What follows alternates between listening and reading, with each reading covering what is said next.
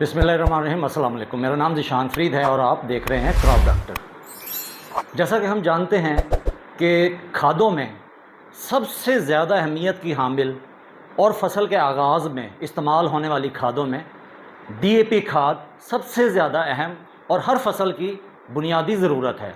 बग़ैर डीएपी खाद दिए हम किसी भी फसल की अच्छी पैदावार नहीं ले सकते।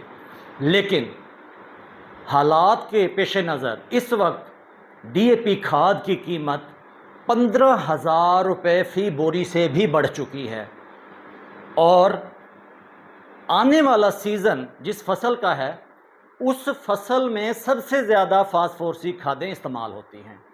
मतलब आलू की फसल में आम तौर पर हमारे इलाके में 4 बोरी डीएपी खाद बिजाई के वक्त इस्तेमाल होती है। लेकिन इस वक्त डीएपी खाद ज़मींदार की पहुंच से बहुत दूर जा चुकी है। लिहाजा आज की वीडियो इस हवाले से बहुत अहम है कि मैं आपको नामियाती तरीके से, ऑर्गेनिक तरीके से डीएपी खाद बनाने का तरीका बताऊंगा।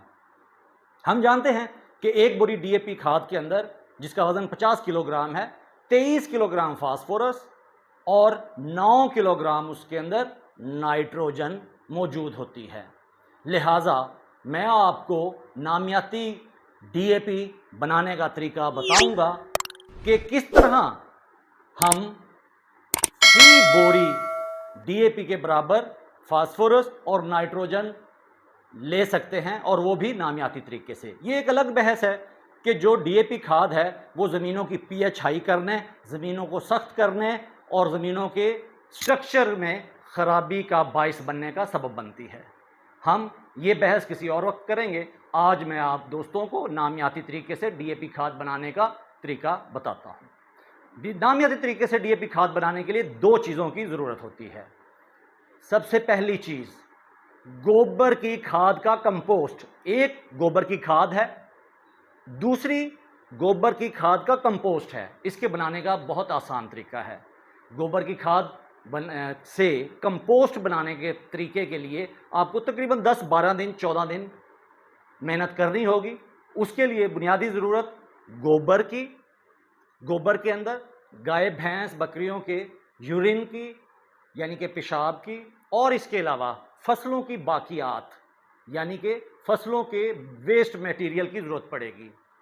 हम तकरीबन 3 से 4 इंच की तय फसलों की बाकियात, जिसमें मकई के टांडे, पत्ते, जड़ें, तने, कपास की छिटियाँ, चावल का फोक, चावल की फोक, इस तरह की जो फसलों की बाकियात है उनकी 4 से 5 इंच की तय बिछा लेते हैं।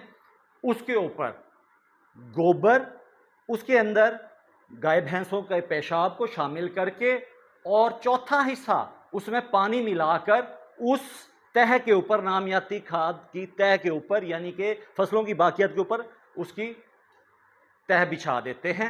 ऐसी चीज़ से कवर कर देते हैं कि कोशिश करें कि वो एयर टाइट हो जाए, हवा का गुजरा ना हो, और 10 से 12 दिन के लिए उसे छोड़ देते हैं।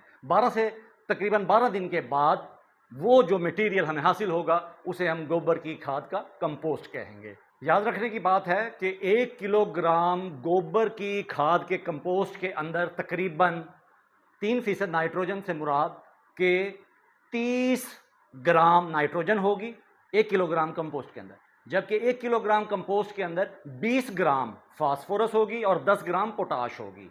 दूसरी चीज़ जो हमें डीएपी तैयार करने के लिए चाहिए होगी उसे हम बून मील पाउडर कहते हैं, और ये आम बाज़ार से पाउडर मिल जाता है। 1 किलोग्राम बून मील पाउडर के अंदर तकरीबन जो फास्फोरस होती है वो 15% 1 किलोग्राम में होती है। इससे मुराद 1 किलोग्राम बून मील पाउडर के अंदर 150 ग्राम फास्फोरस होगी।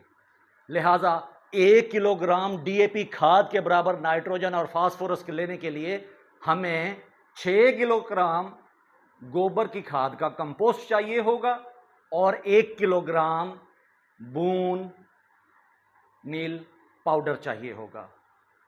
इसी तरह 1 बोरी डीएपी खाद के बराबर नाइट्रोजन यानी कि 9 किलोग्राम और फास्फोरस यानी कि 23 किलोग्राम लेने के लिए हमें जो गोबर की खाद का कंपोस्ट है वो 300 किलोग्राम चाहिए होगा और 50 किलोग्राम हमें बोन मील पाउडर चाहिए होगा।